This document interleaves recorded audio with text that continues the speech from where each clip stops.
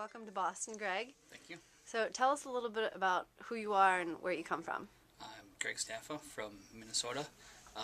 Been homeless the last year now, and set out about a month ago on a over 15,000 mile journey to help other homeless people less fortunate than myself. And where have you been so far?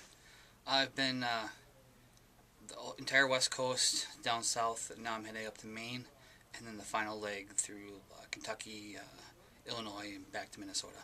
What are you doing in each location? Each location, I'm setting up meeting with different homeless groups, meeting with different activists, meeting with different charities and shelters and stuff like that, kind of learning what they do, how they do it, and kind of compare and contrast the differences between each group and just trying to find out if there's a common thread or what's working and what's not working. At the same time, I sold a bunch of belongings, stocked up on socks, clothing, some sleeping bags and stuff that I've been giving out to the homeless people that I've met along the way, just randomly on the streets. And what about you? Where are you staying while you do this? Sleeping out of the car. I've been living out of my car for the last year or so, just living out of the car in a different spot each night. And how has that been for you? How's the whole adventure been? I wouldn't really call it an adventure, just an interesting experience.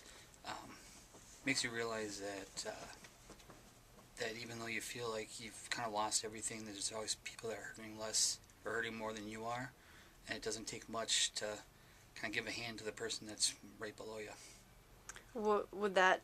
Would you say that that's sort of been your greatest lesson? Yeah, I mean, the greatest lesson I think I've found is just when you immerse yourself, when you go to a corner and see a bunch of homeless people, even when I was homeless or am homeless, you kind of have that kind of stereotype where you don't know what you're going to find. And what I've been amazed is the friendly givingness of people, that just random strangers on the street that have lost it all, yet they've been the most caring people that I've met. And what else have you learned from state to state? How does one state differ in their approach to homelessness as another? Still absorbing some of that. It's amazing that you can go to a state like Helena, Montana, where their shelters there, they treat you as a human being unless you act like a criminal. Or you can go to another state and you're treated as a criminal unless you leave and they haven't taken anything. So there's a lot of different areas have different ways that they judge you even when you're just walking in the door. And now, what about your story? Can you tell us a little bit about how it was that you literally got from Montana here to Boston, and before that, before you hit the car and hit the road? I was a Northwest Airlines employee for about 10 years.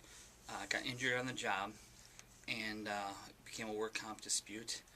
Ended up taking it to court, won, and but in the process kind of fell behind on the mortgage and everything like that. And even though I won my case, there were so many loopholes in the work comp system that basically cost me everything just for getting hurt at work. Now, where are you going next? You're in Boston now, obviously. What's on the horizon? Heading up to Maine is the kind of tip-off point, then heading back down south a little bit to Kentucky, Illinois, and then back to Minnesota. Now, when all this is said and done and you finally make it back to Minnesota, what do you hope that the main takeaway from this trip will be? I'm not trying to change the world. I'm not trying to make a difference in anyone's overall attitude. Just kind of making a difference to one person at a time. Doing the best that I can to kind of pay it forward, because I may be homeless, but I still have a lot of things that I'm thankful for. I have a car that has heat. I have a warm sleeping bag that I can sleep in at night. I have my health and everything like that. So I appreciate the things that I do have, and in doing so, realize that I can contribute to society as well. And so I'm not looking to change the world, but if I can make a night easier for someone else that has a little bit less than me by giving them a warm pair of socks or giving them my sleeping bag, then to me it's worth it.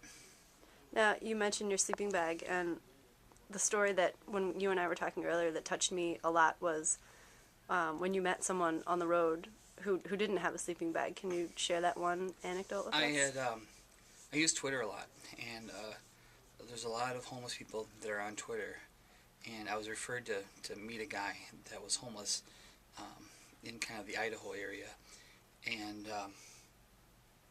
he. So I arranged to meet him, and I met him, and just an amazing guy. And his name is Joseph Two Dogs on Twitter, and I felt bad.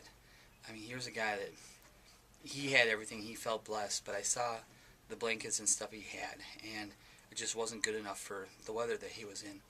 And so I decided to give up my own personal sleeping bag. I had one of those thermal sleeping bags, and it was kind of a on-the-spot decision, but I realized that I had my car. I can turn the heat on. I can, keep warm by keeping the car running.